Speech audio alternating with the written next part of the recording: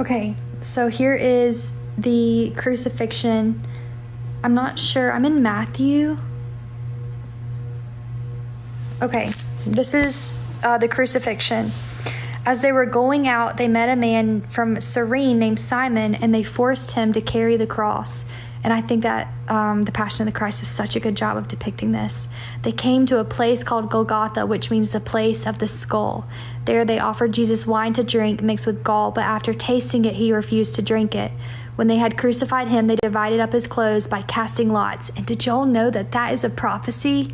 That is prophesied in Proverbs, that they would cast lots, y'all. Like, the Bible, here's one of the coolest things about the Bible. We know that it is true because of all of the prophecies that are fulfilled from Genesis to what we will see in Revelation and to what we are seeing today. So that's a prophecy right there. It literally tells us that they would cast lots in Proverbs. And I'm in Matthew. And Proverbs is Old Testament, if you don't know. So we're talking hundreds of years apart. Okay. So when they had crucified him, they divided up his clothes by casting lots. And sitting down, they kept watch over him there. Above his head, they placed the written charge against him. This is Jesus, the King of the Jews. 2 robbers were crucified with him, one on his right and one on his left. Those who passed by hurled insults at him, shaking their heads and saying, "You who are going to destroy the temple and build it in 3 days, save yourself. Come down from the cross if you are the Son of God." And did y'all know, like, Jesus could have saved himself, but he didn't. Because he loves you. In the same way, the chief priests, the teachers of the law, and the elders mocked him. He saved others, they said, but he can't save himself. He's the King of Israel. Let him come down now from the cross, and we will believe in him. He trusts in God. Let God rescue him now if he wants him. For he said, "I am the Son of God." In the same way, the robbers who were crucified with him also heaped insults at him. Like looking at this live, it is so, like, we are the people who were casting lots on Jesus. Like, we are the sinners. Like, the men who were doing this, the people that crucified Jesus, that's who Jesus died for, y'all. That is the love of the Lord.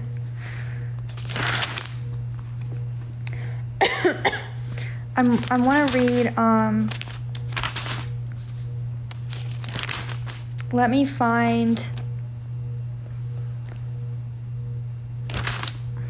hold on.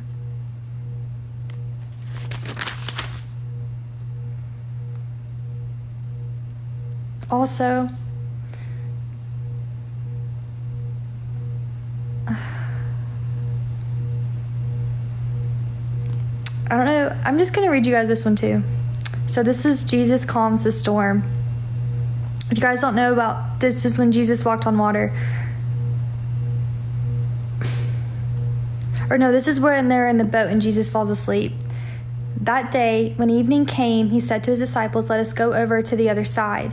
Leaving the crowd behind, they took him along just as he was in the boat. There were also other boats with him. A furious squall came up and the waves broke over the boat so that it was nearly swamped. Jesus was in the stern, sleeping on a cushion.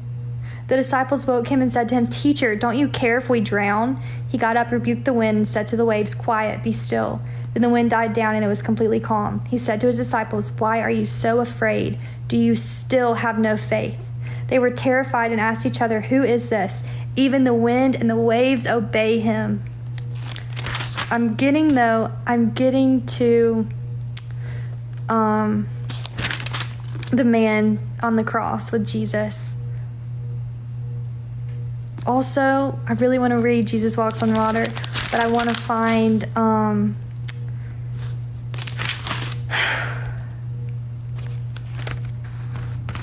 the man on the cross, or the man that was next to Jesus on the cross.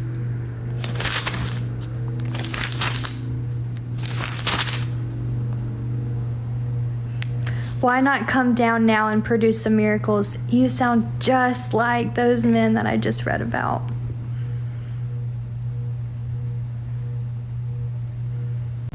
Why doesn't he come down from the cross and save himself?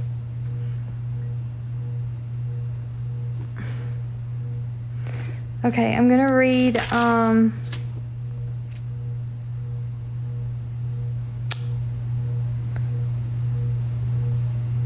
let's see. Jesus before Pilate. The soldiers mocked Jesus.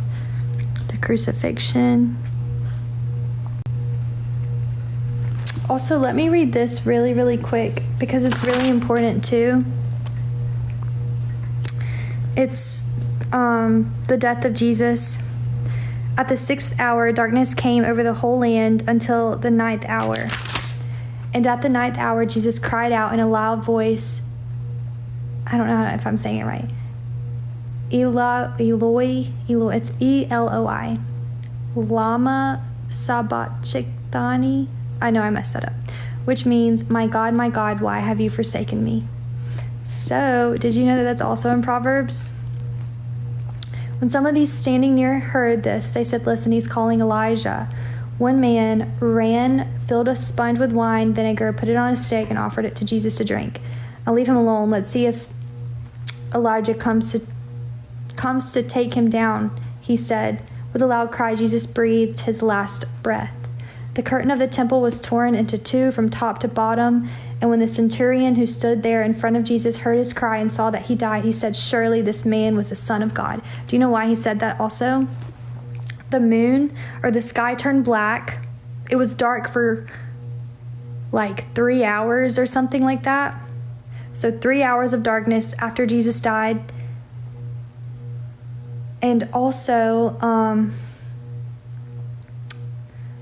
was going to say another thing, but I already forgot. Oh, and the temple ripped in two. Do y'all know what the temple ripping it means? So when Jesus died on the cross, the temple curtain ripped in two. That is sacrificing that we don't need. They didn't need the temple anymore. I don't use birth control, by the way, but that's a very personal question. Sorry, this just annoys me.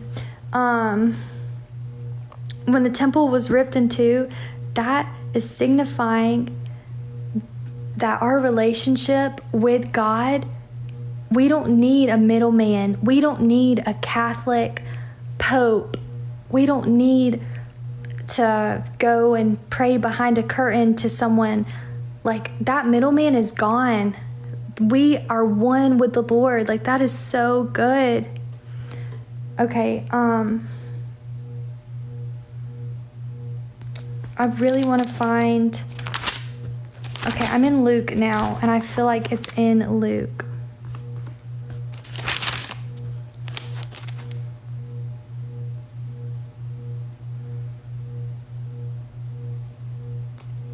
Also, this says stubbornly unconvinced, and this is for 1631. He said, so this is Jesus talking. He said to him, if they do not listen to Moses and the prophets, they will not be convinced, even if someone rises from the dead. So this little quote is stubbornly unconvinced. It says, with the concluding statement in this famous story of Lazarus, Jesus made a poignant prophecy, although his listeners at the time probably missed the point. Many of them, especially the Pharisees, refused to believe him even after he rose from the dead.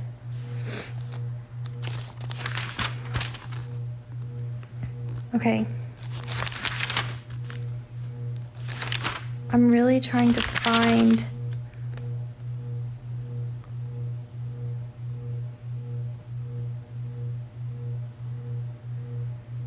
I think I found it.